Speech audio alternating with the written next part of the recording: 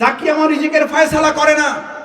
মরহুম মাস্টার ইউনুস বিশ্বাসের আর একটা গুরুত্বপূর্ণ উপলব্ধি ছিল, চাকরি আমার রিজিকের ফয়সালা করে না, আমার রিজিকের ফয়সালা করে মহান আল্লাহ সুবহানাহু ওয়া তাআলা।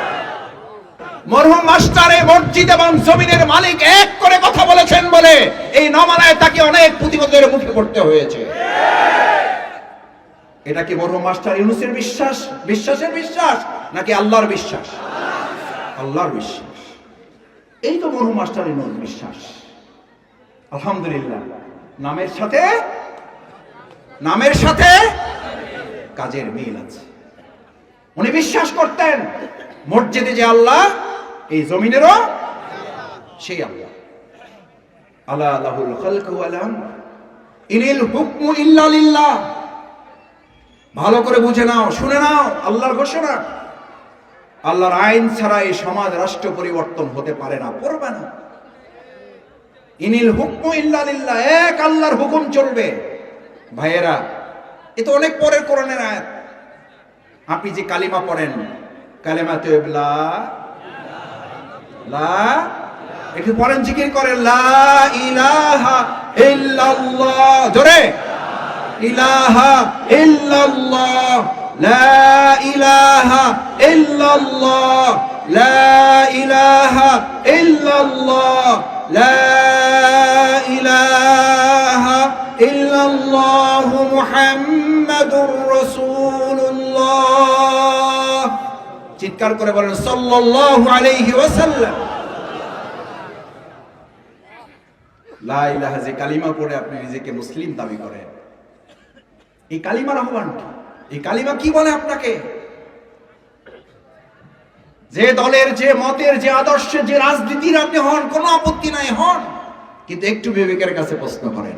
মরহুম মাস্টার ইউনুস বিশ্বাস কেন আপনাদেরকে ইসলামের আহ্বান করত?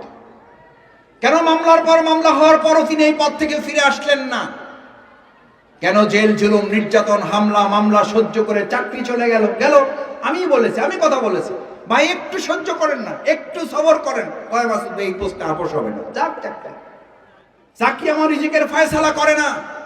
মরহুম মাস্টার ইউনুস বিশ্বাসের আর একটা গুরুত্বপূর্ণ উপলব্ধি ছিল, চাকরি আমার রিজিকের ফয়সালা করে না, আমার রিজিকের ফয়সালা করে মহান আল্লাহ সুবহানাহু ওয়া তাআলা। আমার নিজের কানে শোনা, আমি বলেছি ওনাকে।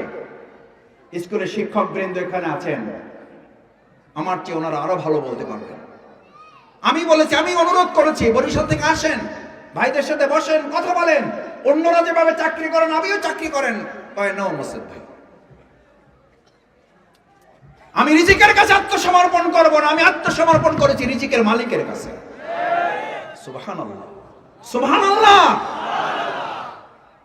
আর আমরা আত্মসমর্পণ করি কার কাছে? রিজিকের কাছে, সম্মানের কাছে, মর্যাদার কাছে। এমপি সাহেব, মন্ত্রী সাহেব, চেয়ারম্যান সাহেব, সভাপতি সাহেব, এখন আমার নতুন সভাপতি আর একজন হয়েছে, এখন তো ওনার পিছনে ঘুরতে হবে। ভাই আসসালামু আলাইকুম, ভাই আসসালামু আলাইকুম। আমি বলি কি বললেন, তো বুঝাও তো যায় না। আসসালামু আলাইকুম ভাই। আমি বললাম সালাম দেয় মানুষ মানুষকে নিরাপত্তার জন্য, আপনার সালাম তো ভয় পেয়ে হার্ট অ্যাটাক করে ফেলবে। আসসালামু আলাইকুম ভাই। কয় ভাই এটা নির্বাচনী সালাম, আস্তাগফিরুল্লাহ পড়েন। এই নির্বাচনী সালাম এলাকায় আছে না নাই? মরহুম মাস্টার বিশ্বাস ইউনুস নির্বাচনী সালাম দিতেন না সুন্নতি সালাম দিতেন?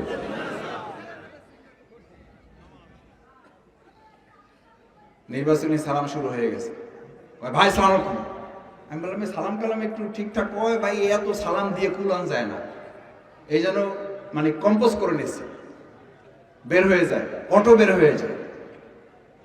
ইমানদারদের সালাম নির্বাচনী আর সুন্নতি। আমরা সবাই ইলেকশনে সালাম দেব, তারপরে আর নাই। সালাম আমাদের নিরাপত্তার গ্যারান্টি।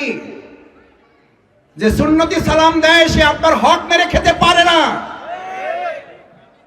মরহুম মাস্টার ইউনুস বিশ্বাসের আর একটা সুন্দর জীবন পদ্ধতি ছিল, সবার আগে তিনি অন্যকে সালাম দেওয়ার জন্য প্র্যাকটিস করতেন। ওনার সাথে আমি শেষ দুই দিন তার একদিন আগে আমি বাউফল থেকে গিয়েছি। লাস্ট সময় আমার মসজিদ থেকে তার সর্বশেষ বিদায়। সালাতুল ইশা জামাত আদায় করে পাশে বসা, উঠতে পারেন না, অনেকক্ষণ বসে আছেন, উঠতে পারেন না। হঠাৎ আমাকে বললেন যে মাসুদ ভাই আমার হাতটা একটু ধরেন। আমি হাতটা ধরলাম,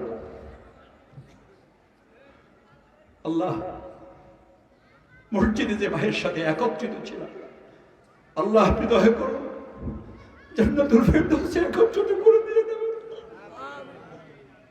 আল্লাহ আপনার এই দিনের গোলামটা সালাত আদায় করে উঠতে পারে না, অথচ সারাটা দিন দিনের কাজে, ইসলামের আন্দোলনের কাজে সৈনিকের মতো ছুটেছে। আমি বললাম বলেন কি, আপনি সালাত থেকে উঠতে পারছেন না, সারাটা দিন আজকে দৌড়েছেন আপনি। কয় মাসুদ ভাই ঢাকায় গিয়ে একটু ডাক্তার দেখানো লাগবে, আমার পাটা নড়াইতে পারি না।